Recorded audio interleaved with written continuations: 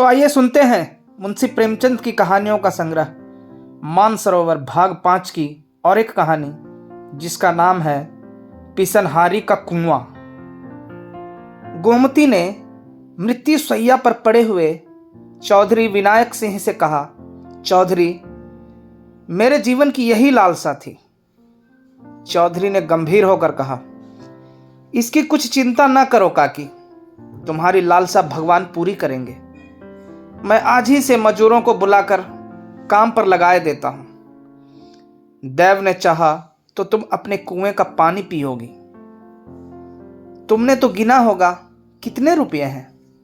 गोमती ने एक क्षण आंखें बंद करके बिखरी हुई स्मृति को एकत्र करके कहा, भैया, मैं क्या जानूं कितने रुपए हैं। जो कुछ है वह इसी हाड़ी में है। इतना करना कि इतने ही में काम चल जाए। किसके सामने हाथ फैलाते फिरोगे। चौधरी ने बंद हांडी को उठाकर हाथों से तौलते हुए कहा, ऐसा तो करेंगे ही काकी, कौन देने वाला है। एक चुटकी भीख तो किसी के घर से निकलती नहीं। कुआं बनवाने को कौन देता है। धन्य हो तुम कि अपनी उम्र भर की कमाई इस धर्म काज के लिए दे दी। गोमती ने गर्व से कहा, भैया, तुम तो बहुत छोटे थे। तुम्हारे काका मरे तो मेरे हाथ में एक कौड़ी भी न थी। दिन दिन भर भूखी पड़ी रहती। जो कुछ उनके पास था वह सब उनकी बीमारी में उठ गया। वह भगवान के बड़े भक्त थे, इसलिए भगवान ने उन्हें जल्दी से बुला लिया। उस दिन से आज तक तुम देख रहे हो कि किस तरह दिन काट रही हूं। मैंने एक एक रात में मन भर अनाज पीसा है बेटा। देखने वाले अचरज मानते थे। ना जाने इतनी ताकत मुझ में कहां से आ जाती थी। बस यही लालसा रही कि एक उनके नाम का एक छोटा सा कुआं गांव में बन जाए। नाम तो चलना चाहिए। इसीलिए तो आदमी बेटे बेटी को रोता है। इस तरह चौधरी विनायक सिंह को वसीयत करके उसी रात को बुढ़िया गोमती परलोक सिधारी। मरते समय अंतिम शब्द जो उसके मुख से निकले वे यही थे, कुआं बनवाने में देर न करना। उसके पास धन है, यह तो लोगों का अनुमान था, लेकिन 2000 है, इसका किसी को अनुमान न था। बुढ़िया अपने धन को ऐब की तरह छिपाती थी।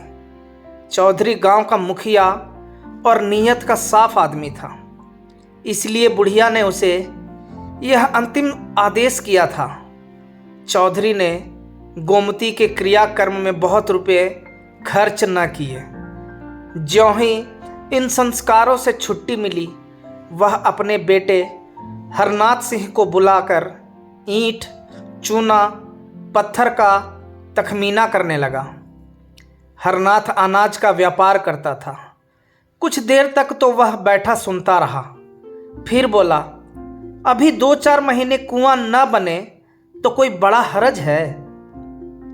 चौधरी ने हों करके कहा, हरज तो कुछ नहीं, लेकिन देर करने का काम ही क्या है। रुपये उसने दे ही दिए हैं, हमें तो सेंत में यश मिलेगा। गोमती ने मरते मरते जल्द कुआं बनवाने को कहा था। हरनाथ हाँ कहा तो था, लेकिन आजकल बाजार अच्छा है। 2-3 हजार का अनाज भर लिया जाए तो अघन पूस तक सवाया हो जाएगा। मैं आपको कुछ सूद दे दूंगा। चौधरी का मन शंका और भय के दुविधाओं में पड़ गया। 2000 के कहीं 2500 हो गए तो क्या कहना।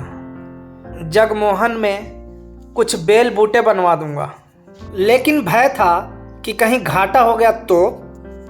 इस शंका को वह छिपा न सके। बोले, जो कहीं घाटा हो गया तो। हरनाथ ने तड़प कर कहा, घाटा क्या हो जाएगा, कोई बात है। मान लो घाटा हो गया तो। हरनाथ ने उत्तेजित होकर कहा, यह कहो कि तुम रुपये नहीं देना चाहते, बड़े धर्मात्मा बने हो। अन्य वृद्धजनों की भांति चौधरी भी बेटे से दबते थे।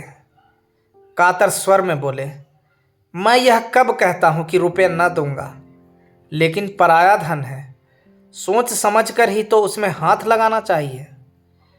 वाणिज्य व्यापार का हाल कौन जानता है, कहीं भाव और गिर जाए तो, अनाज में घुन ही लग जाए, कोई मुद्दई घर में आग ही लगा दे। सब बातें सोच लो अच्छी तरह। हरनाथ ने व्यंग से कहा, इस तरह सोचना है तो यह क्यों नहीं सोचते कि कोई चोर ही उठा ले जाए या बनी बनाई दीवार बैठ जाए। ये बातें भी तो होती ही हैं। चौधरी के पास अब और कोई दलील न थी। कमजोर सिपाही ने ताल तो ठोकी, अखाड़े में उतर पड़ा, पर तलवार की चमक देखते ही हाथ पांव फूल गए। बगले झांक कर चौधरी ने कहा, तो कितना लोगे। हरनाथ कुशल योद्धा की भांति शत्रु को पीछे हटता देखकर बफर कर बोला, सब का सब दीजिए, 150 रुपये लेकर क्या खिलवाड़ करना है। चौधरी राजी हो गए। गोमती को उन्हें रुपए देते किसी ने न देखा था, लोक निंदा की संभावना भी न थी। हरनाथ ने अनाज भरा, अनाजों के बोरों का ढेर लग गया। आराम की मीठी नींद सोने वाले चौधरी अब सारी रात बोरों की रखवाली करते थे। मजाल न थी कि कोई चूहिया बोरों में घुस जाए। चौधरी इस तरह झपटते थे कि बिल्ली भी हार मान लेती। इस तरह 6 महीने बीत गए। पौष में अनाज बिका, पूरे 500 रुपये का लाभ हुआ। हरनाथ ने कहा, इसमें से 50 रुपये आप ले ले। चौधरी ने झल्ला कर कहा, 50 रुपया? क्या खैरात ले लूं? किसी महाजन से इतने रुपए लिए होते तो कम से कम 100 रुपये सूद के होते। मुझे तो 2-4 रुपये कम दे दो, और क्या करोगे। हरनाथ ने ज़्यादा बतबढ़ाव न किया, 150 रुपये चौधरी को दे दिया। चौधरी की आत्मा इतनी प्रसन्न कभी न हुई थी।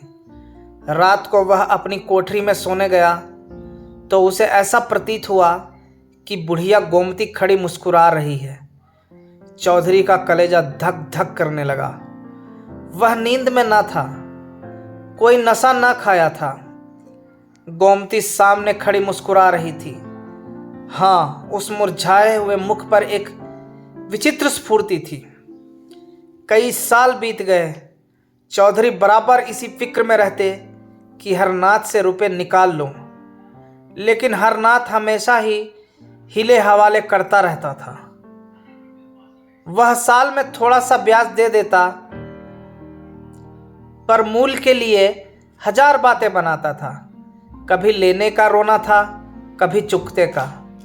हाँ, कारोबार बढ़ता जाता था।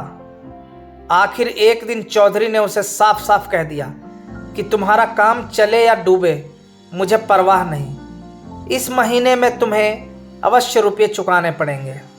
हरनाथ ने बहुत उड़नघाइयाँ बताई, पर चौधरी अपने इरादे पर जमे रहे।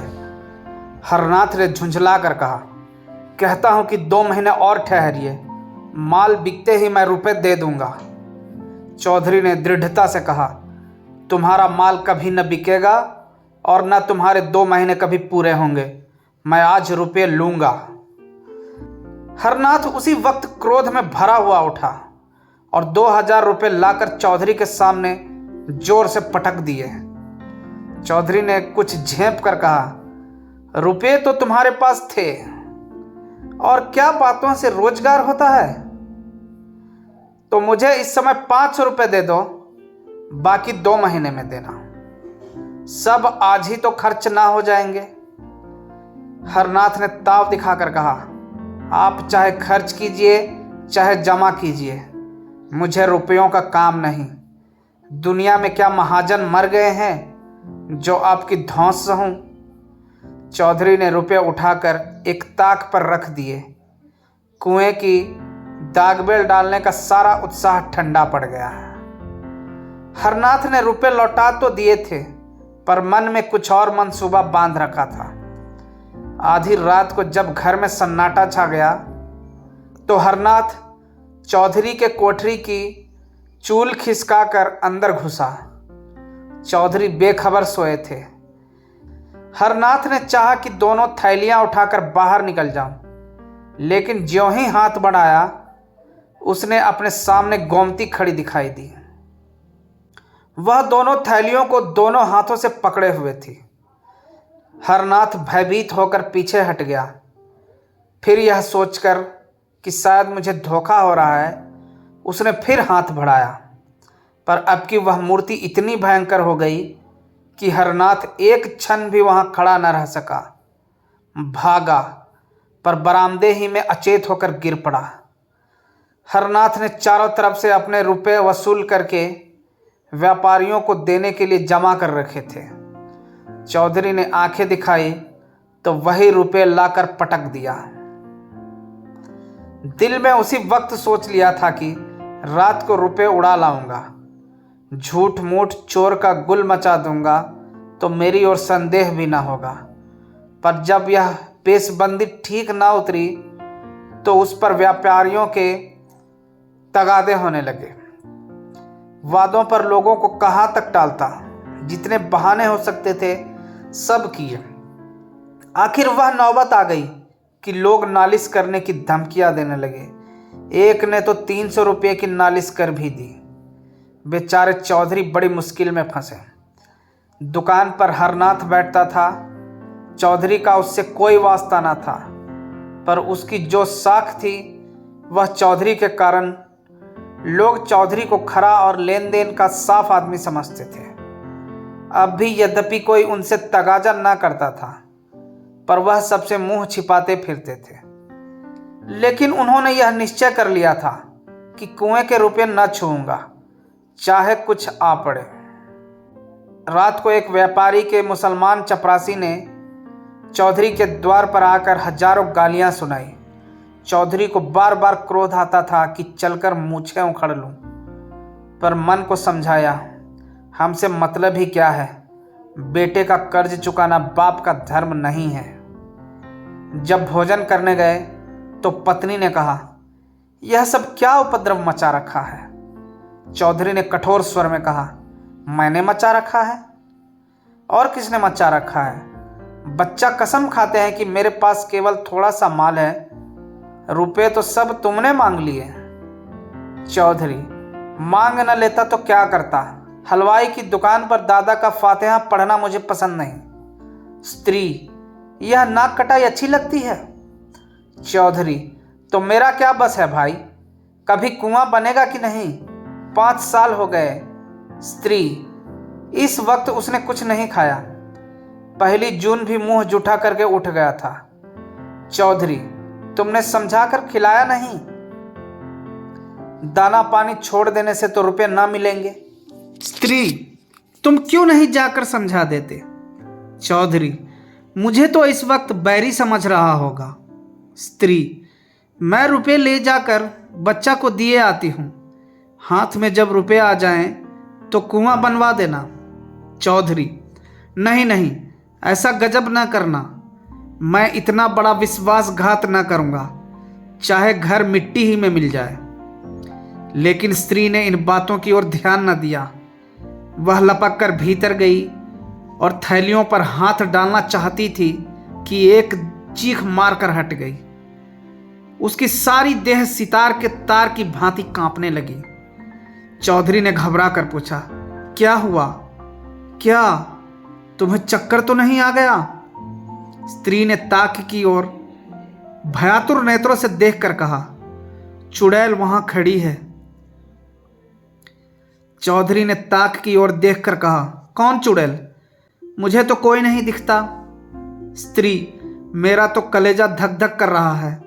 ऐसा मालूम हुआ जैसे उस बुढ़िया ने मेरा हाथ पकड़ लिया हो। चौधरी, यह सब भ्रम है। बुढ़िया को मरे 5 साल हो गए, अब तक वह यहां बैठी है।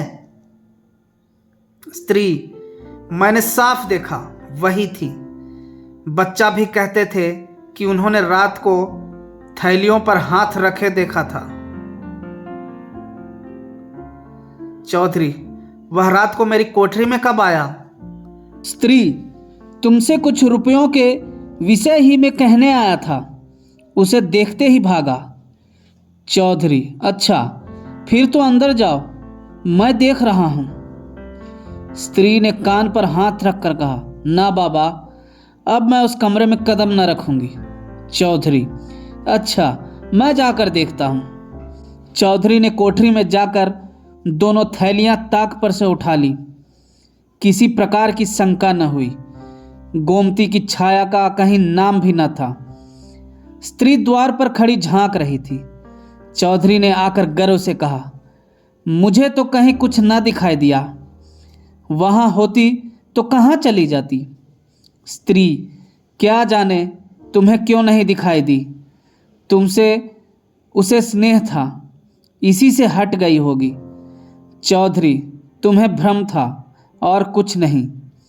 स्त्री, बच्चा को बुलाकर पुछाए देती हूँ। चौधरी, खड़ा तो हूँ, आकर देख क्यों नहीं लेती। स्त्री को कुछ आश्वासन हुआ।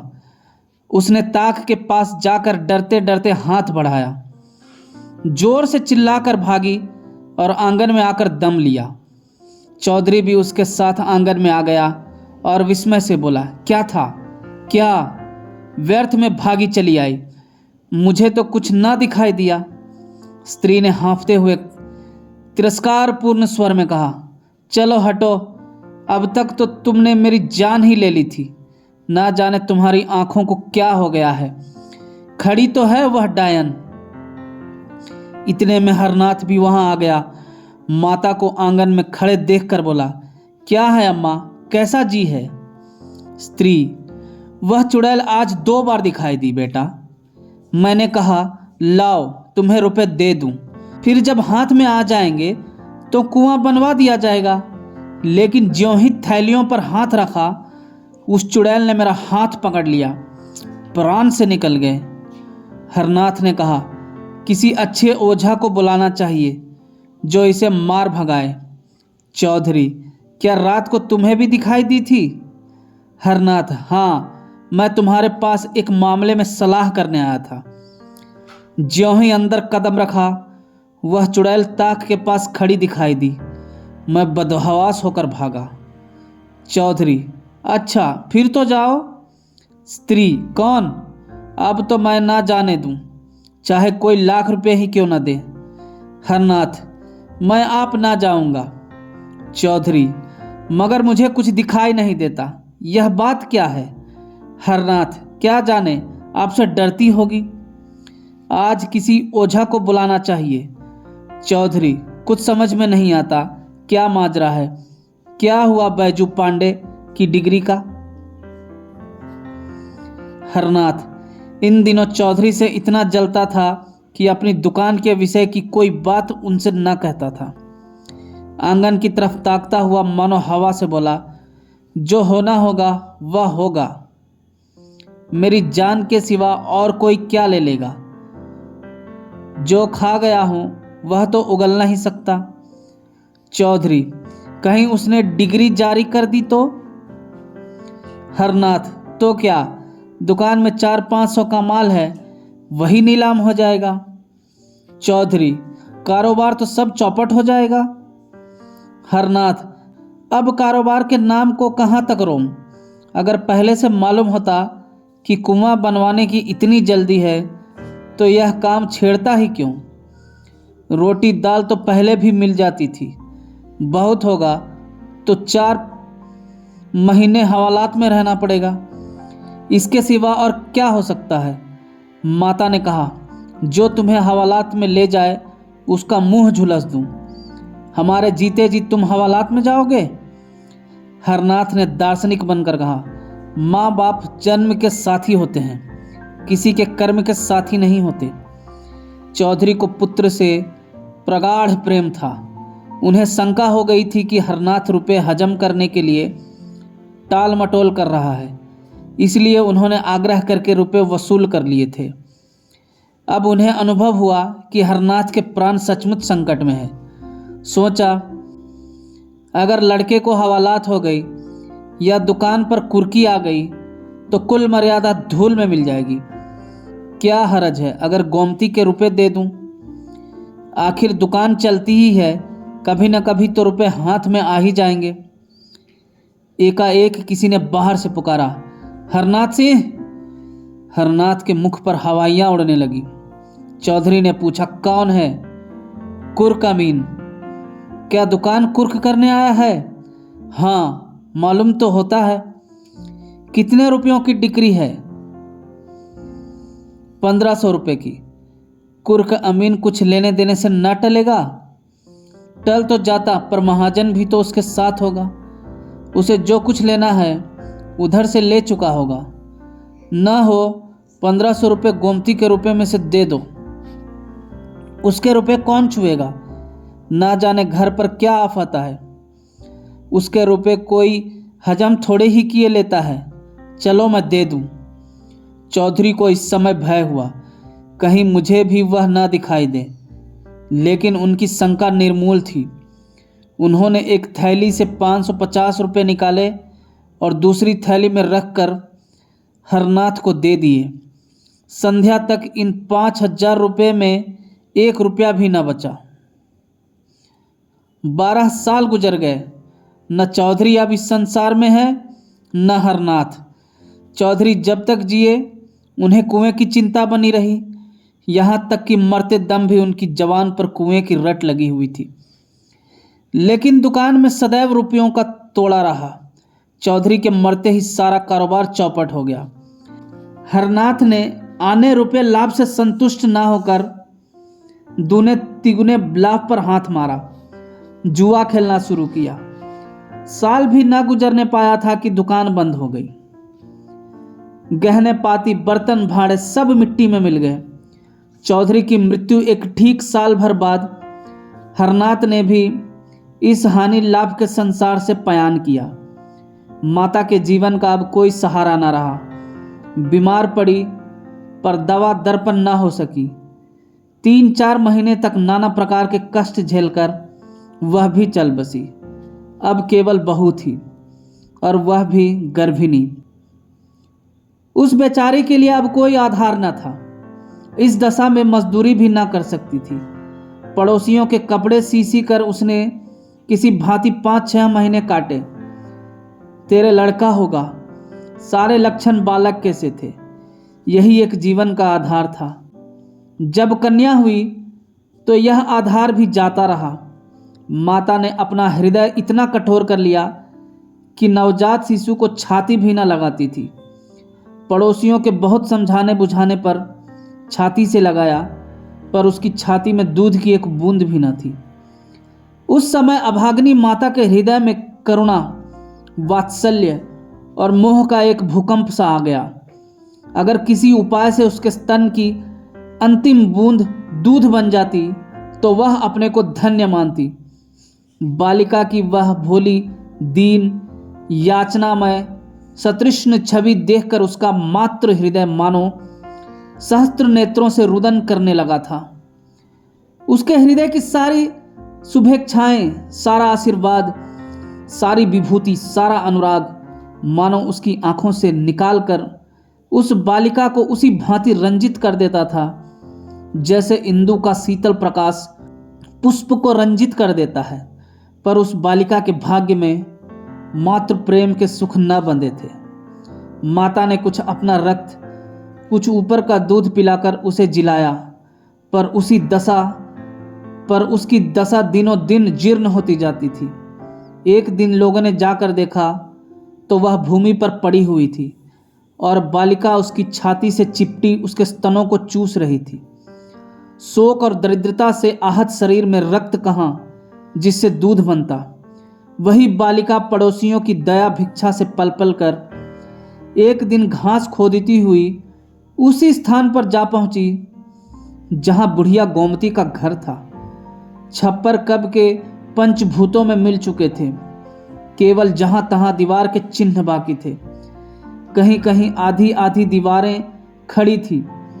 बालिका ना जाने क्या सोचकर खुरपी से गड्ढा खोदना शुरू किया। दोपहर से सांझ तक वह गड्ढा खोदती रही। न खाने की सुध थी, न पीने की। न कोई शंका थी न भय। अंधेरा हो गया, पर वह ज्यों की त्यों बैठी गड्ढा खोद रही थी। उस समय किसान लोग भूल कर भी उधर से ना निकलते थे, पर बालिका निशंक बैठी भूमि से मिट्टी निकाल रही थी। जब अंधेरा हो गया तो वह चली गई। दूसरे दिन वह बड़े सवेरे उठी और इतनी घास खोदी जितनी वह कभी दिन भर में ना खोदती थी। दोपहर के बाद वह अपनी खांची और खुरपी लिए फिर उसी स्थान पर पहुंची, पर वह आज अकेली न थी। उसके साथ 2 बालक और भी थे। तीनों वहां सांझ तक कुआं कुआं खोदते रहे। बालिका गड्ढे के अंदर खोदती थी और दोनों बालक मिट्टी निकाल निकाल कर फेंकते थे। तीसरे दिन 2 लड़के और भी उस खेल में मिल गए। शाम तक खेल होता रहा। आज गड्ढा 2 हाथ गहरा हो गया था। गांव के बालक बालिकाओं में इस विलक्षण खेल ने अभूतपूर्व उत्साह भर दिया था। चौथे दिन और भी कई बालक आ गए। सलाह हुई कौन अंदर जाए, कौन मिट्टी उठाए, कौन झुआं खींचे। गड्ढा अब 4 हाथ गहरा हो गया था, पर अभी तक बालकों के सिवा और किसी को उसकी खबर न थी। एक दिन रात को एक किसान अपनी खोई हुई भैंस ढूंढता हुआ उस खंडहर में जा निकला। अंदर मिट्टी का ऊंचा ढेर, एक बड़ा सा गड्ढा और एक टिमटिमाता हुआ दीपक देखा तो डर कर भागा। औरों ने भी आकर देखा, कई आदमी थे। कोई शंका न थी। समीप जाकर देखा तो बालिका बैठी थी। एक आदमी ने पूछा, अरे क्या तूने यह गड्ढा खोदा है? बालिका ने कहा, हाँ। गड्ढा खोद कर क्या करेगी? यहाँ कुआं बनाऊंगी। कुआं कैसे बनाएगी? जैसे इतना खोदा है वैसे ही इतना और खोद लूंगी। गांव के सब लड़के खेलने आते हैं। मालूम होता है तू अपनी जान देगी और अपने साथ और लड़कों को भी मारेगी। खबरदार जो कल से गड्ढा खोदा। दूसरे दिन और लड़के ना आए। बालिका भी दिन भर मजूरी करती रही, लेकिन संध्या समय वहां फिर दीपक जला और फिर वह खुरपी हाथ में लिए वहां बैठी दिखाई दी। गांव वालों ने उसे मारा पीटा, कोठरी में बंद किया, पर वह अवकाश पाते ही वहां जा पहुंचती। गांव के लोग प्रायः श्रद्धालु होते ही हैं। बालिका के इस अलौकिक अनुराग ने आखिर उनमें भी अनुराग उत्पन्न किया। कुआं खुदने लगा। इधर कुआं खुद रहा था, उधर बालिका मिट्टी से ईंटें बनाती थी। इस खेल में सारे गांव के लड़के शरीक होते थे। उजाली रातों में जब सब लोग सो जाते तब भी वह ईंटें थापती दिखाई देती। ना जाने इतनी लगन उसमें कहां से आ गई थी।